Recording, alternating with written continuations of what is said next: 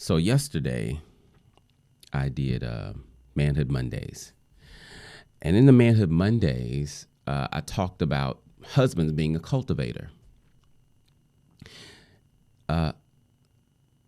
So towards the end of the message, I made this point about, so I was talking about patience at the end, and I made this point of, like, there's things I've been waiting on from my wife for 5 years, the whole time of my relationship. And then I said, and there's some things that she's been waiting on from me for that whole time. To be honest, I don't know if that second part is true. I don't know if she's waiting on things from me that she's been asking for from the beginning. But I do know there are things that I'm waiting on from her. And I got permission from her to share this, right? I'm not going to tell all of our business, but I need to tell this because one of the things that I said in the video that I expressed that is true for me, I talked about character. And I am a man of character. Not because I try to be, it just is what it is, right? I don't say that braggadociously. I just say that matter of factly, like I'm a man of character. And I gave an example about that last night. Well, when I got off the live and I went to the garage, I began to think. Well, actually, I continued to think. So when I made the point about me wanting things from her, since the beginning of the relationship, in that moment, thoughts were running through my head as I was still talking to you guys. Obviously, you couldn't see that. But when I got off and I was in the garage and I was thinking, then it hit me. The message I shared with you guys last night hit me in the face. I don't know what it did for you, but it gave me a bloody nose and a black eye. I'll tell you why.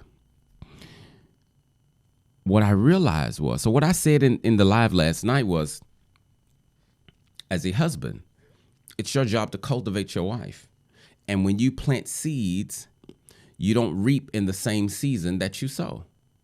And the season may take a while to show up, right? The season may be in a week. The season may be in a month. It may be years.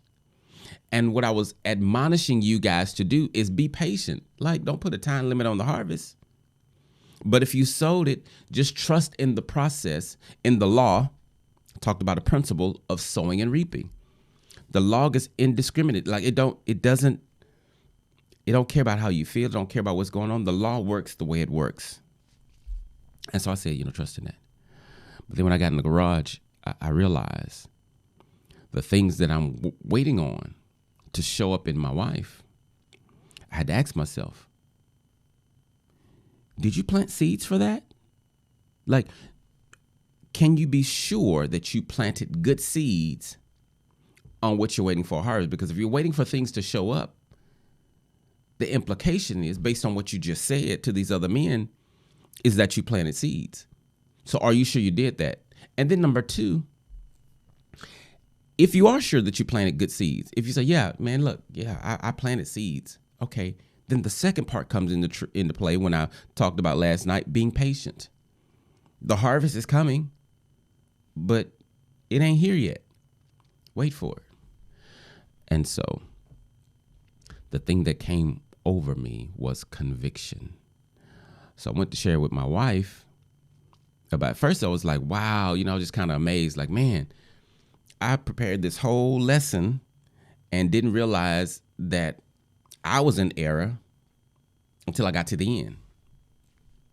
And I was sharing that with my wife. And when I was sharing with her, she was just like, wow. I was like, I know, huh?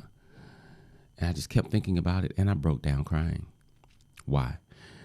Because I realized I had been punishing her. When I say punishing her, meaning, when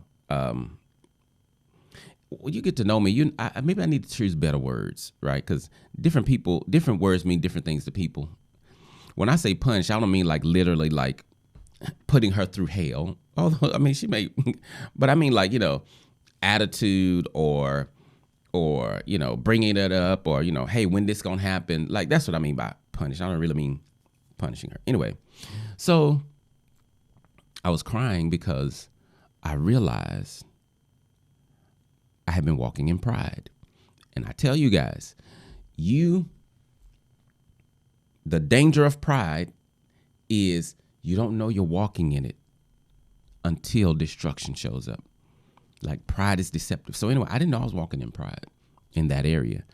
And when I saw that mirror, it hurt because I do not want to be a prideful man. As a matter of fact, earlier in the day yesterday, I was praying, Lord, continue to remove pride out of my life. Like, humble me under your mighty hand. So I was hurt that my pride had hurt her, because she had brought up how I keep bringing up, these things from the past that ain't happened yet. And I'm in my mind, I'm like, well, yeah, like, how long you think I'm supposed to wait? And so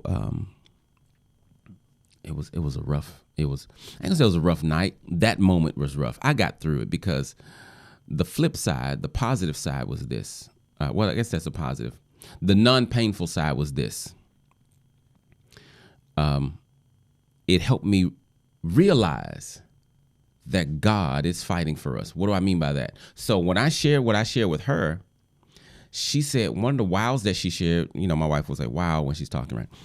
She went and got her diary, I think was, and she asked, had I read it? I'm like, no, I don't even know what your diary looked like. Like, I wouldn't do that. No. And so she said, lately, things in my diary, I'll write it, and then you'll do a video about it. I'm like, well, I sure ain't, I ain't writing. I haven't been in there. And she was telling me how she recently wrote about, I planted a seed in her in the beginning. And she didn't go into what the seed was, good or bad or whatever. But when I said that, I was talking about planting seeds, because she didn't watch the live. She was doing something else. And so when I came to share it with her, she was like, wow. And I said, to me, that sounds like God moving, right?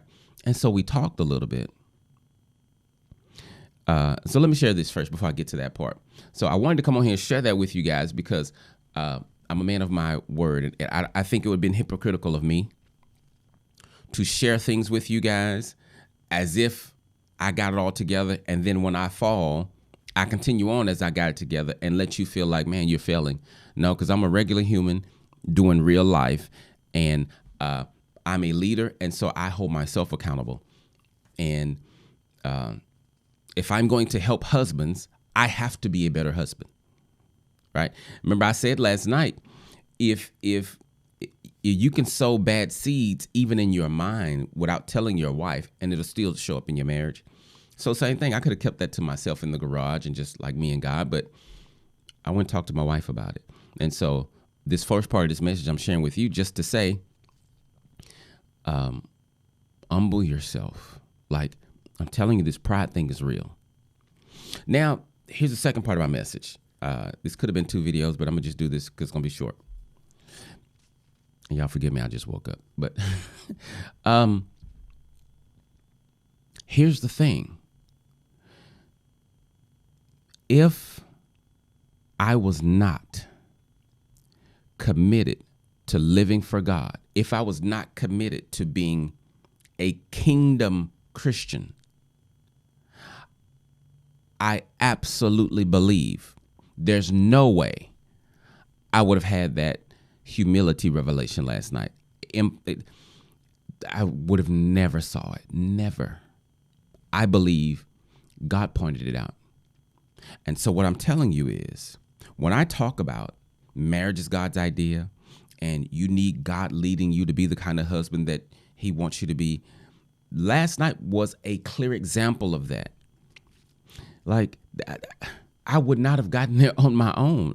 I know I would not have, because it don't look like I just wouldn't have gotten there. And the way that I got to the topic that I talked about yesterday. Listen, where's my, so last week I did Manhood Mondays and I didn't like it. So I took it down, right? That's why you guys didn't really see one from last week. I did do it, but I was kind of like all over the place. So I took it down. And my intention was to redo that like on Tuesday and put it up. Well, I did the notes for it, but I never got around to it. Life happens, not an excuse, but life happened. And so I got the notes for it. I said, man, you know what? I'm gonna just do it this Monday. So yesterday, during the daytime, when I was preparing for Manhood Mondays, I was just gonna do the notes that I did for emotional immaturity. That was the top. That's the top. That is what the topic was gonna be. But I hadn't done my podcast. I said, you know what? Let me do my podcast first. So I did the podcast, and with the podcast, I'm like, you know what? I could just read the notes because they can't see me on video, right? But when I did that, I thought it was a lot of notes, but the podcast came out to only like barely 30 minutes, and it didn't really flow like I thought it did. So after that, I'm like, man, okay, I can't really use that for the video. So I started thinking, man, what do I want to teach on? And I have this book by Miles Monroe. I don't know where it is. Oh, here it is. I got this book from Miles Monroe, and it's like a little, almost a pamphlet. Dr. Miles Monroe, Keys for Men.